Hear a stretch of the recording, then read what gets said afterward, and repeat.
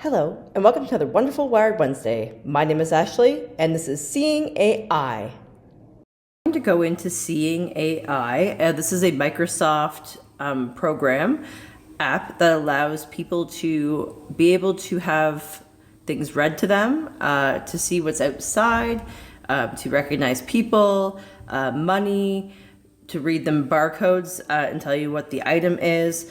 It's just a very good start to anybody who is having a print disability who may need some help.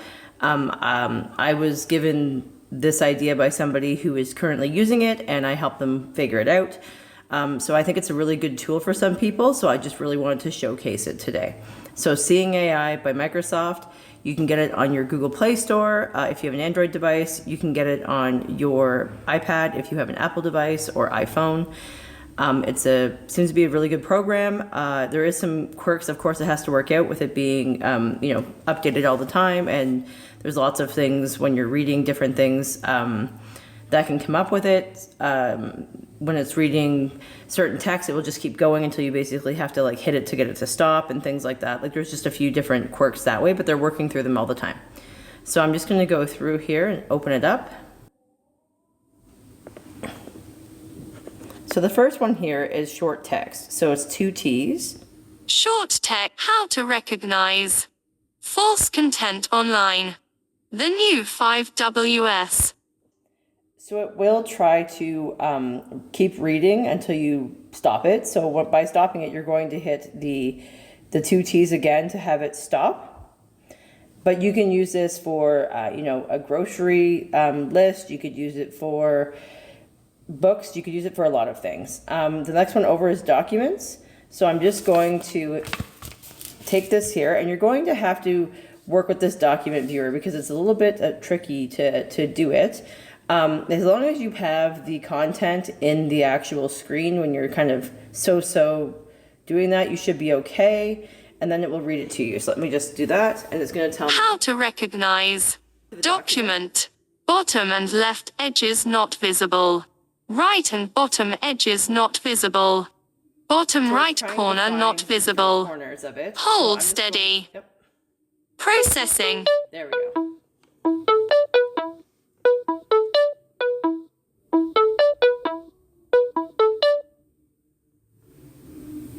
So then what it will do is it will put it into a little document for you. And it seems to be pretty good. There's a few things here that doesn't really know what it's doing with, but other than that, it looks great. So if I hit this play button, there's a play button down in the bottom left-hand corner. How to recognize false content online, the new 5WS tip sheet. Did you know that almost a quarter of adults have shared a false... It will also highlight as it reads, so you have an idea, and then you can also share this or save it yourself by hitting there in the bottom right corner. There's a question mark, so if you need help, and then the next one over from that is a share button. So you can save it to your own device if you want for later to read it.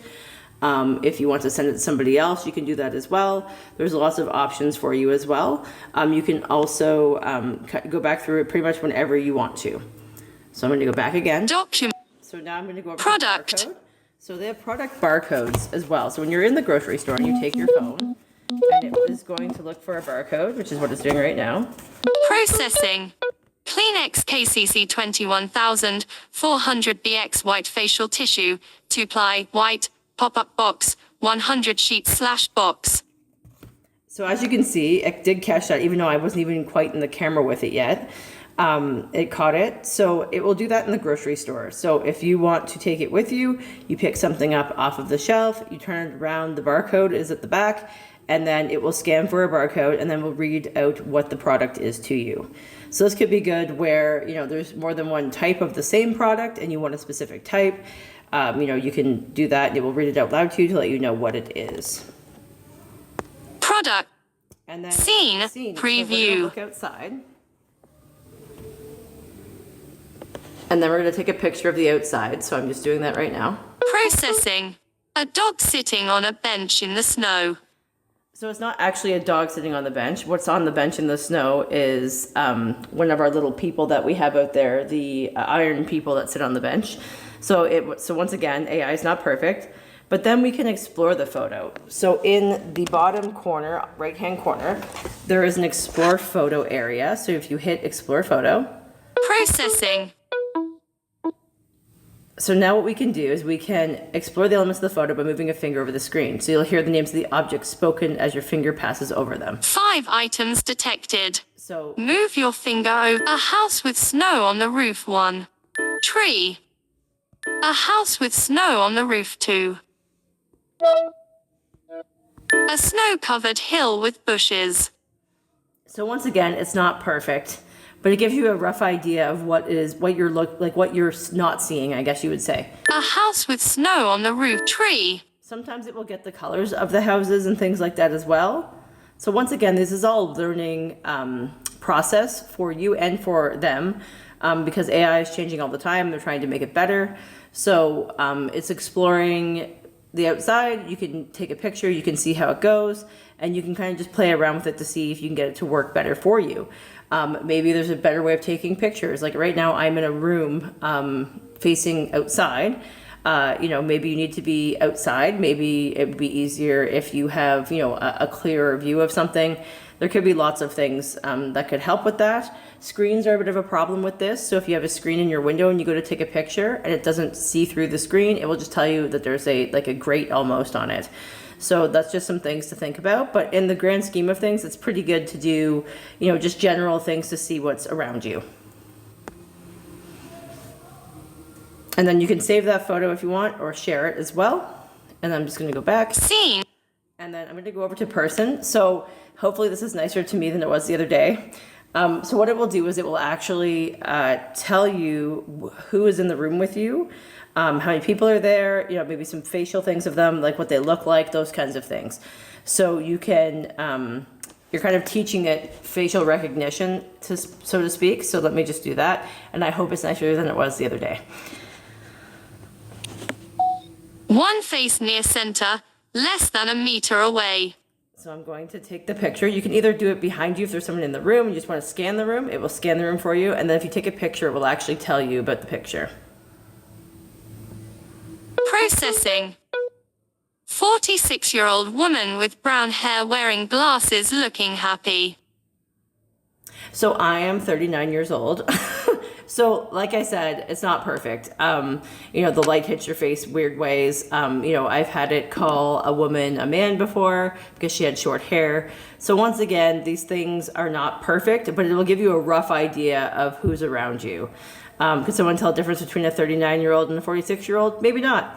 But but it really ends up schooling you a little bit about what you look like to AI. So but you can do that for people around you just to see who's in the room. It will tell you what they look like. So if you're looking for a specific person, it will scan for you.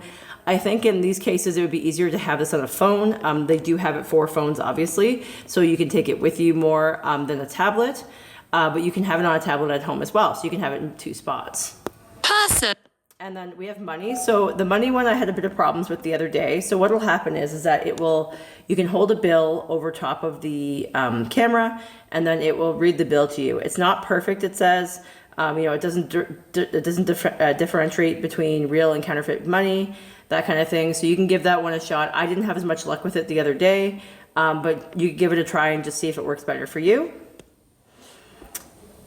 And then, so this is to the color of objects. So for example, you would use this maybe in your closet to be able to match clothes to wear, things like that. So let's say, for example, brown and gray. Pink. So I have lots of Lego here. Pink and brown. Green. Violet and blue. Yellow. Green and blue. Green and orange. Green.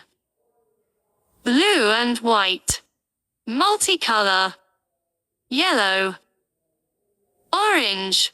So as you can see, it does brown. work very well to do that. So once again, you could use this in your closet and things to be able to get clothes and to match them up. Or if you're looking for something in a specific color, you could take this to a store with you and it would tell you what colors they are if you cannot see them. And then the next one is handwriting.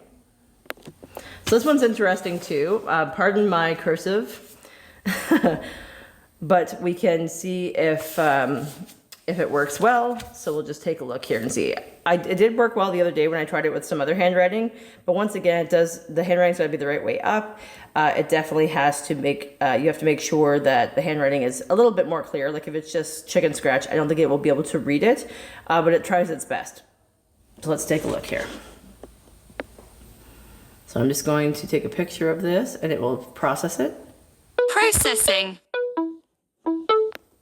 Hiddy ho. And testing out. Seeing AC. So like I said, there's definitely some issues with it.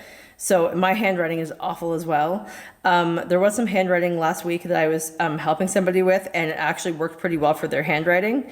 This is my grade 4 cursive chicken scratch. But it does work for certain handwriting, I've noticed as well. So you can just give it a try and just see, you know, if you have something written out by hand at home, just test it out and see if it will work for you that way. So once again, AI isn't perfect. They keep developing it and trying to figure it all out. But as it learns, you will learn, because I did test this out beforehand and it read it perfectly fine. So this is where it can change things when it wants to, and it's a little bit aggravating in that sense. Handwriting. And then finally, this is it's a channel to detect light, the amount of light around you. So the pitch tone is based on how much light your phone or tablet sees.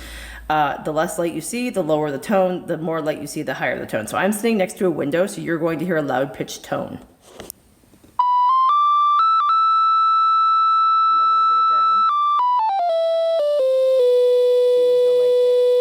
Product. So you can see there that you have to kind of click off of it to make it work for you. So that way it stops it. But basically what it does is it allows you to know if there's light outside. So like if you walk outside on a cloudy day, you're probably going to have less sound. If you walk outside on a sunny day, this will be going woo, like really loudly, almost like a theremin. So you can just kind of test these things out. And that's Seeing AI. Have a great day.